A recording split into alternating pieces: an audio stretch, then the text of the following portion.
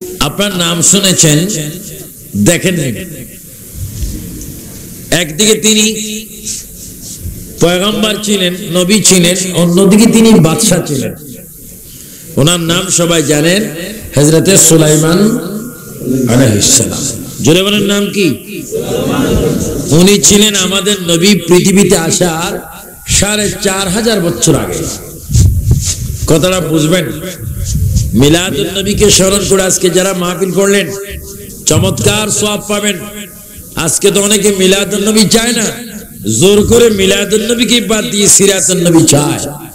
আমি বলবো সিরাতুন নবী জায়েজ, ১ কোটি বার জায়েজ। কাদের জন্য? যারা মিলাদুন নবী মানে। জোরে কোন সুবহানাল্লাহ। যারা মিলাদুন নবী মানে তাদের জন্য সিরাতুন নবী করা জায়েজ। আর যারা মিলাদুন নবী মানে না, বলেন তাদের পক্ষে সিরাতুন নবী করার কোনো অধিকার নাই। আমরা মিলাদুন নবীও মানি, সিরাতুন নবীও মানি, কিন্তু তারা মিলাদুন নবী মানে না, সিরাতুন নবী, এই জন্য তাদের সিরাতুন নবী করার ক্ষমতা নেই। আর যারা মিলাদুন নবী করেছেন তারা তো সাইয়েদনা আবু বকর সিদ্দিক রাদিয়াল্লাহু তাআলার বন্ধু হয়ে গেছেন। জোরে কোন না সুবহানাল্লাহ। সাইয়েদনা আবু বকরের বন্ধু কে হয়? যারা নবীর গোলাম হয়ে মিলাদুন নবী করেন। অথচ সমস্ত ইমানদারের আমল যদি এক পাল্লাতে রাখা হয়, সাইয়েদনা আবু বকর সিদ্দিকের এক রাতের ইবাদতের সমতুল্য হবে না। কিন্তু মিলাদুন নবী করলে ওনার বন্ধু হওয়া যায়। জোরে কোন সুবহানাল্লাহ। আর যেটা করলে খলিফাতুর রাসূলের বন্ধু হওয়া যায়, আর ইসলামী পার্টি হয়ে সেটার বিরোধী করে দেখে বেদাত ঘোষণা দিচ্ছেন। চিৎকার দিয়ে বলেন নাউযুবিল্লাহ। আমি কি বলতেছিলাম? হযরতে সুলাইমান আলাইহিস সালাম, ওনার বাবা একজন নবী, জলিল কদর পয়গম্বর। ওনার বাবার উপরে আসমানি একখানা কিতাব নাজিল হয়েছে, যে কিতাবের নাম জবুর। আরো জোরে বলেন কি? ওনার নাম হচ্ছেন হযরতে দাউদ আলাইহিস সালাম। আমি নিজেই ওনার মাজার জিয়ারত করেছি ফিলিস্তিনের মধ্যে। হযরত দাউদ আলাইহিস সালামের মাজার খুব লম্বা। আমি নিজেই ওনার মাজারটা আমার এই হাতে মেপেছিলাম, আমার হাতে ওনার মাজার 23 হাত লম্বা। জোরে বলেন না সুবহানাল্লাহ। নাম কি? জোরে বলেন কোন আলাইহিস সালাম? কোন কিতাব পেয়েছেন? কার বাবা? সুলাইমান আলাইহিস সালামের বাবা দাউদ আলাইহিস সালাম। সবচেয়ে বড় খুশি হলাম দাউদ আলাইহিস সালামের মাজারে গিয়ে। এমনি তো আমাদের ঈমান ও আকীদা আল আম্বিয়া ওয়া হায়াউন ফি কুবুরিহিম, সমস্ত নবীগণ জিন্দা কবরের মধ্যে, এটা তো আমাদের দৃঢ় বিশ্বাস। সবচেয়ে বড় খুশি হলাম দাউদ আলাইহিস সালামের মাজারের উপর একখানা গিলাফ রয়েছে, সবুজ এবং লাল রঙের। ওই গিলাফের মাঝখানে সোনালী অক্ষরে সেখানে আমাদের প্রিয় রাসূল পাকের নাম মোবারক লেখা। সুবহানাল্লাহ। আরো জোরে বলুন আল্লাহু আকবার। এবার বলে ইয়া রাসূলুল্লাহ। আচ্ছা ভাইরা, আপনারা বিচার করুন, জলিল কদর পয়গম্বর দাউদ আলাইহিস সালামের মাজারে সুলাইমান আলাইহিস সালামের আব্বার কবরে যদি আমার আপনার নবীর নাম থাকতে পারে, তাহলে আমরা যারা সুন্নি, আমাদের হৃদয়ের মধ্যে, কলবের মধ্যে নবীর নামটা লেখা হোক, এটা আমরা চাই কি চাই না? আরো জোরে চাই কি না? কি নবীর সাথে শত্রুতামি করে না বন্ধুত্ব করে? বন্ধুত্ব করতে।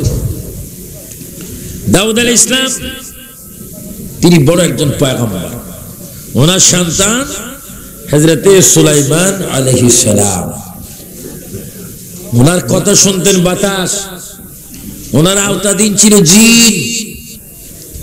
হযরতে সুলাইমান আলাইহিস সালাম তিনি একদিন ভ্রমণের সফরে বাইর হলেন। সফরে তখতের মধ্যে উঠে তিনি সফরে বাইর হলেন। আপনারা বলুন, বর্তমান মদিনাতুল মুনাওয়ারা শরীফের পূর্বের কি নাম ছিল? আরো জোরে মানে কি? ইয়াসরা। হযরত সুলাইমান আলাইহিস সালাম অনেক সৈন্য নিয়ে, উজির নিয়ে, প্রজা নিয়ে ওই তখতের মধ্যে উঠে যখন ভ্রমণের সফরে বাইর হলেন, সফরে বাইর হওয়ার পরে হঠাৎ করে তিনি তার উজিরকে বললেন, তার মুরিদকে বললেন, খলিফাকে বললেন, বাবা একটু থামো। উনি বললেন, হুজুর এখানে থামা যাবে না, কারণ এটা সাফ, এখানের বাতাস এত খারাপ, যদি কোনো মানুষের নাক দিয়ে এখানের বাতাস যদি প্রমাণ করে ঢুকে মানুষটা মারা যাবে, অসুস্থ হয়ে যাবে। হুজুর এখান থেকে আগে যদি বলতেন আমি থামতাম, পরে বললেও থামতাম। এমন এক জায়গায় বললেন যেখানে মরুভূমি এবং পাহাড় জঙ্গল দেখা যায়, আবহাওয়া বড় খারাপ। হুজুর এখানে নামবো না, এখানে তখ্ত নামানো সম্ভব নয়। সুলাইমান আলাইহিস সালাম চোখের পানি ছেড়ে দিয়ে বলে, হে আমার উজির, তোমাকে আমি যা হুকুম দিলাম তুমি নামো, কারণ আমার নবুয়তের নজর আমি দেখতে পাই এখন থেকে ৪৫০০ বছরে পরে এই জমিনের মধ্যে আখিরি জমানার নবীর রওজা মোবারক হবে। আরো জোরে বলেন সুবহানাল্লাহ, বলেন আল্লাহু আকবার। এবার বলে ইয়া রাসূলুল্লাহ, আমার নবী দুনিয়াতে আসা ৪৫০০ বছর আগে যদি আমার নবীর কবরের কথা যদি সুলাইমান আলাইহিস সালাম আলোচনা করতে পারেন, তাহলে বুঝে গেল তখনও আমাদের নবী ছিল। সুবহানাল্লাহ, আমরা কত বড় নবীর উম্মত হলাম। আজকে সেই নবীকে বলতেছেন দোষী গুণের মানুষ, সেই নবীকে বলা হচ্ছে মূর্খ, সেই নবীকে বলা হচ্ছে নিরক্ষর। যান আপনি তুরস্কের মধ্যে যান, সেখানে জাদুঘর ঘরের মধ্যে পাবেন আমার নবী বিভিন্ন বাদশাহ রাজার কাছে নিজ হাত মোবারকে ইসলাম ধর্ম গ্রহণ করার জন্য চিঠি লিখেছেন, নবী স্বাক্ষর করেছেন। নবীর হাত মোবারকের চিঠি মোবারক এখনো তুরস্কের জমিনে বিদ্যমান। চিৎকার দিয়ে বলেন সুবহানাল্লাহ। নবী লেখাপড়া জানতো কি জানতো না? নবীকে লেখাপড়া করাইছেন কে? আল্লাহ যার ওস্তাদ, তিনি আবার দুনিয়াতে পড়বেন কার কাছে? যুক্তি দে, কোন নবী কোথাও পড়েননি, কোন মাদ্রাসায় পড়েননি, এই জন্য নবী নিরক্ষর ছিলেন, মূর্খ ছিলেন। তো নবী মূর্খ হবে আর তুমি মুফাসসিরে কোরআন হবে। নবী মূর্খ আর তুমি প্রফেসর, নবী মূর্খ তুমি শাইখুল হাদিস। নাউজুবিল্লাহ। আমার নবীকে যারা মূর্খ বলে আখ্যায়িত করে, এরা কি ঈমানদার না বেঈমান? আরো জোরে বলে এরা কি? নবীর উস্তাদ তো স্বয়ং আল্লাহ। জোরে বলেন কে? হযরত সুলাইমান আলাইহিস সালাম বলেন এখানে নাম, তার তখ্ত এখানে নামলো, সাফ শহরের মধ্যে নামলো, মদিনা শরীফ। আবার নবী আসার এবার আমার বায়ান, হযরত সুলাইমান আলাইহিস সালাম সেখানে নামলেন, স্বাভাবিকভাবে নয়, পায়ের তালু সেখানে রাখলেন না, ওই তখ্ত থেকে হাঁটু দুটোটা মাটির মধ্যে ফেলে দিয়ে ছোট্ট বাচ্চার মতো গড়াগড়ি করতে লাগলেন। আর বাবুল কাটা ওনার শরীরে প্রবেশ করতে লাগলো। ওনার ভক্তরা বলেন, হুজুর ছোট্ট বাচ্চার মতো এইভাবে মাটির মধ্যে গড়াগড়ি করে কাঁদতেছেন, হুজুর কেন কাঁদেন? হযরত সুলাইমান আলাইহিস সালাম বলে, তোমরা আমাকে বাদশা রূপে নবী রূপে পেয়েছো, যার কারণ আমি বাদশাহী পেলাম, যার কারণ আমি নবুয়তি পেলাম। ওই নবী এই দুনিয়ার মধ্যে আগমন করার পরে মক্কা থেকে মদিনায় হিজরত করবে। এই জমির হিজরত করে ঠিক আমি সেই জায়গায় ঘোরাঘুরি করি, এই জায়গায় আখিরি নবীর রওজা মোবারক হবে। এই জন্য মাটির মধ্যে ঘোরাঘুরি করে আমি ফয়েজ হাসিল করতেছি। আর মদিনার মাটিকে ডাক দিয়ে বলে, এ মদিনার মাটি, আমি সুলাইমান আলাইহিস সালাম থেকে তোমার নসিব অনেক ভালো, আখিরি নবীকে তুমি পাবে আর শাজিম থেকে তোমার শান অনেক বেশি হয়ে যাবে। এ মদিনার মাটি, আমি তোমাকে একটু দাবি দিতে চাই, যেই দিন নূর নবী তোমার মধ্যে আগমন করবে, তুমি আমাকে একটু ওয়াদা দাও, আখিরি নবীর কাছে আমি সুলাইমানের সালামটা তুমি পৌঁছাইবে কিনা? আরো জোরে বলেন সুবহানাল্লাহ, আল্লাহু আকবার। ইয়া রাসূলুল্লাহ, ইয়া রাসূলুল্লাহ, জিন্দাবাদ, জিন্দাবাদ। সুলাইমান নবী তিনি বাদশা, তিনি কোন বাংলাদেশ সরকারের মন্ত্রী পরিষদের মন্ত্রী নয়, প্রাইম মিনিস্টার নয়, রাষ্ট্রপতি ডক্টর ইয়াজউদ্দিন নয়, সাবেক রাষ্ট্রপতি নয়। হযরত সুলাইমান আলাইহিস সালাম বড় বাদশা, বড় পয়গম্বর, যার উপস্থিতির মধ্যে মসজিদ বাইতুল মুকাদ্দাস নির্মাণ করা হয়েছে। এত বড় নবী যদি আমার নবী আপনার নবীর গোলাম হওয়ার জন্য যদি কাঁদতে পারে, চিৎকার দিতে পারে, আমার চর্চাক্তের ভাইরা আওয়াজ দিয়ে বলুন, সুলাইমান নবী যদি আমার আপনার নবীর আশিক হতে পারে, আমরা চর্চাক্তের মানুষ আমার প্যার নবী মদিনার নবীর গোলাম হতে চাই কি চাই না?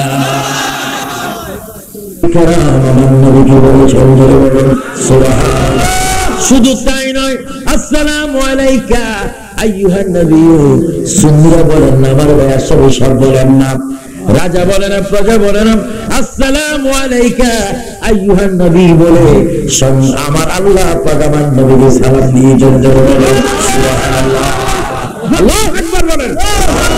আল্লাহ যদি নবীকে সালাম দিতে পারে, হে সুন্নি মুসলমান ভাইয়েরা, আল্লাহ যদি মেরাজের রজনীতে নবীকে সালাম দিতে পারে, আমরা নবীর সালাম চাই কি চাই না? আজকে নবীর সালাম অনেকে দিচ্ছেন না, বেদাত মনে করছেন যে নবীকে সালাম দেওয়ার কোনো প্রয়োজন নেই। অথচ নবীকে সালাম দিলে খুশি হন কে? আরো জোরে বলেন কে? খুশি আল্লাহ খুশি হন? শুধু আল্লাহ খুশি হন না গুনাহ মাফ হয়? আরো জোরে গুনাহ কি হয়? এজন্য আমরা শ্রেষ্ঠ নবীর উম্মত হয়েছি। এজন্য আমাদেরকে সর্বাধিক সচেতন থাকতে হবে। কোন কথার কারণে, কোন বলার কারণে, কোন লেখার কারণে আমাদের ঈমান কোন নষ্ট হচ্ছে কিনা সেদিকে আমাদের নজর রাখতে হবে, এবং আমাদের ঈমান কেউ লুট করতেছে কিনা সেটাও আমাদের খেয়াল রাখতে হবে। কারণ আমাদের নবী এমন একজন নবী, যে নবীর উম্মত হওয়ার জন্য তামাম আম্বিয়া কেরাম আল্লাহ পাকের দরবারে ফরিয়াদ করেছেন, প্রার্থনা করেছেন। অনেক নবী রাসূল শুধু একজনের প্রার্থনা আল্লাহ পাক কবুল করেছেন, যিনি বর্তমানে চতুর্থ আসমানে অবস্থান করেছেন, অবস্থানরত অবস্থায় এখনো আছেন। তিনি একবার পৃথিবীর মধ্যে এসেছিলেন, আবার চলে গিয়েছেন। মানুষ পৃথিবীতে আসলে মাটির নিচের ভিতরে যেতে হয় কবর, কিন্তু ঈসা আলাইহিস সালাম মাটির নিচে না গিয়ে তিনি চতুর্থ আসমানে এখনো বসে আছেন। কিয়ামতের আগে আবার আসবেন। ওগো ঈসা নবী, আপনি রূহুল বলাজ্জর পয়গম্বর, আসমানে একখানা কিতাব আপনার উপর নাযিল হলো, ইনজিল কিতাব আপনার উপর নাযিল হলো। আপনি পৃথিবীতে এসেছেন, কবরে না গিয়ে কেন আকাশের মধ্যে চলে গেছেন? ঈসা নবী বলবেন, তার মূল হাকিকত, আমি ঈসা নবী নবুয়তি চাই না, ইনজিল কিতাব চাই না, মৃত ব্যক্তিকে জীবিত করতে চাই না, কুষ্ঠ রোগীকে ভালো করতে চাই না, আমি বলার জন্য নবী হই, এটা আমাকে সবাই বলে, এটা আমি চাই না। আমি আবার আসমানে গিয়েছি, আবার আসবো শুধু আখির জামানার নবী উম্মত হওয়ার জন্য। আরো জোরে বলেন সুবহানাল্লাহ। তিনি আবার আসবেন, তার হাতে থাকবে ইনজিল নয়, তার হাতে থাকবে আল কোরআন। তিনি ঈসা রূহুল্লাহ নবী হয়ে আসবেন না, তিনি আসবেন আমার নবীর উম্মত হয়ে, গোলাম হয়ে, আশিক হয়ে। তিনি আসবেন ঈদ মিলাদুন নবী পালন করতে। চিৎকার দিবেন সুবহানাল্লাহ। তো ঈসা আলাইহিস সালাম যদি ঈদ মিলাদুন নবীর পক্ষে করে থাকেন, আবারও আসবেন। আজকের পৃথিবীতে অনেক মুফাসসির বলেন রাসূল আমাদের মতো একজন সাধারণ মানুষ, তোর বোঝা যাচ্ছে তার ব্রেন থেকে ঈসা আলাইহিস সালামের ব্রেন কম। ঈসা আলাইহিস সালামের ব্রেন কি কম নাকি? না। ঈসা আলাইহিস সালাম কি বুঝে না? আল্লাহু আকবার। তিনি বলেছেন, মুবাশশিরাম বিরাসূলিন ইয়াতি মিন বাদি ইসমুহু আহমদ। ঈসা আলাইহিস সালামের কালাম জামার পরে একজন নবী পৃথিবীতে আসবেন। দেখেন, আমার নবী আসার 570 বছর আগে তিনি ভবিষ্যৎবাণী করেন, আমার পরে একজন নবী পৃথিবীতে আসবেন যার নাম আকাশ আহমদ, জমিন হবে মুহাম্মদ। আমি সকলের কাছে দাওয়াত রেখে দিলাম, তোমরা যদি আখির নবীকে পেয়ে যাও, সমস্ত ধর্ম ছেড়ে দিয়ে তার হাতে কালমা পড়ে মুসলমান হয়ে যাবে। চিৎকার দিয়ে বলেন সুবহানাল্লাহ। আরো জোরে বলেন না সুবহানাল্লাহ। ঈসা আলাইহিস সালাম কি নবীর বিপক্ষে না পক্ষে? সমস্ত নবীগণ পক্ষে না বিপক্ষে? আর আমরাও পক্ষে। আরো জোরে বলেন আমরাও। আর ওয়াহাবির বাচ্চারা বিপক্ষে। এরা বিপক্ষে। আমি ওয়াহাবির বাচ্চা বলছি, ওয়াহাবি কোন কুফালে লেখা দেয় না। কেউ যদি বলে হ্যাঁ আমাকে ওয়াহাবি বললো, তুমি যদি তোমার ওয়াহাবি চিহ্নিত করো তাহলে আমি না বলো তো একটা বিয়া দেব। যেহেতু আল্লাহ পাক কোরআনুল কারীমে সূরা আছে সূরা কাফিরুন, কুল ইয়া আইয়ুহাল, সূরা কাফিরুন রয়েছে, সূরা মুমিনুন রয়েছে, সূরা মুনাফিকুন রয়েছে, আছে না? তাহলে বুঝা যায় আল্লাহ মুমিনকে মুমিন বলেছেন, কাফেরকে কাফের বলেছেন, মুনাফিককে যে যেমন তার নাম বলে ওইভাবে ডাক দেওয়া কার হুকুম? আর একটু জোরে বলুন না, কার হুকুম? ওয়াহাবিকে ওয়াহাবি বলবো নাকি জমিয়তুল ফালাহ মসজিদের ইমাম সাহেব বলবো নাকি? একটু সময় জোরে জোরে বলেন ইয়া রাসূলুল্লাহ,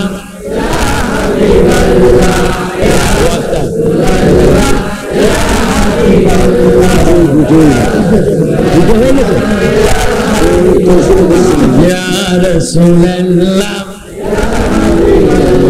ইয়া রাসূলুল্লাহ, গোসল করায়া কাফন পরায়া, জোরে বলবেন যুবক ভাইরা, গোসল করায়া রাখিবে যখন কবরে শোয়া, লয় বকুলে গোলাম বলিয়া, ইয়া রাসূলুল্লাহ,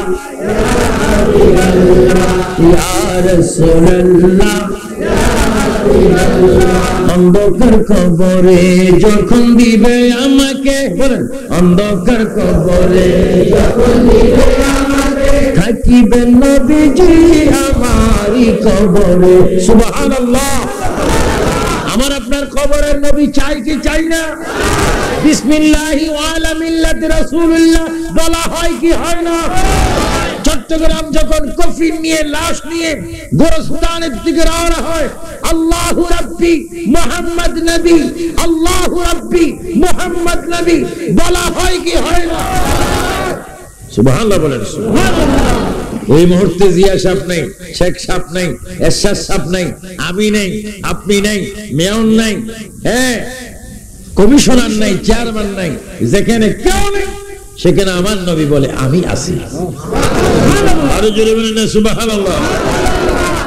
গোসল করায়া কাফন পরায়া, বলেন গোসল করায়া কাফন পরায়া, রাখিবে যখন কবরে শোয়া, লয় বকুলে গোলাম বলিয়া, ইয়া রাসূলুল্লাহ, ইয়া রাসূলুল্লাহ,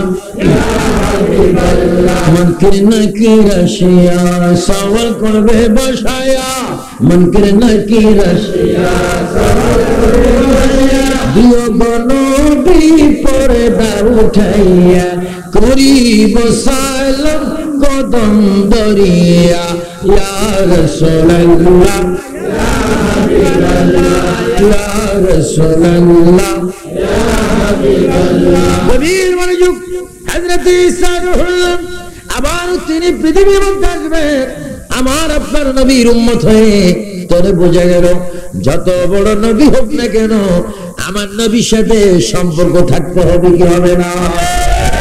সকল নবীরা যদি আমার নবীর সাথে সম্পর্ক রাখতে পারে, আমরা সুন্নি মুসলমান হয়েও বাংলাদেশ থেকে আমার নবীজির গোলামের মধ্যে সম্পর্ক রাখতে চাই কিনা?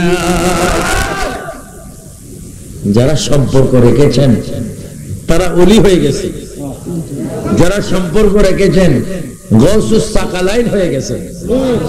বিশেষ করে আমার নয়নমণি, সুন্নিদের নয়নমণি, দিলের যার সাথে দিলের সাথে সম্পর্ক, আত্মার সাথে সম্পর্ক, হুজুর গৌসে পাক महबूब सुबहानी, गौसे समदानी, पीर हक्कानी, शेख सैयद मीर मोहम्मद शाह अब्दुल कादिर जीलानी गीलानी अल हसैनी वल हुसैनी রাদিয়াল্লাহু তাআলা আনহু, তিনি আমার নবীর সাথে পৃথিবীতেও সম্পর্ক ছিল, রূহ জগতেও সম্পর্ক ছিল, এজন্য তিনি গৌসুল আজম হয়ে গেছেন। জোরে বলুন সুবহানাল্লাহ।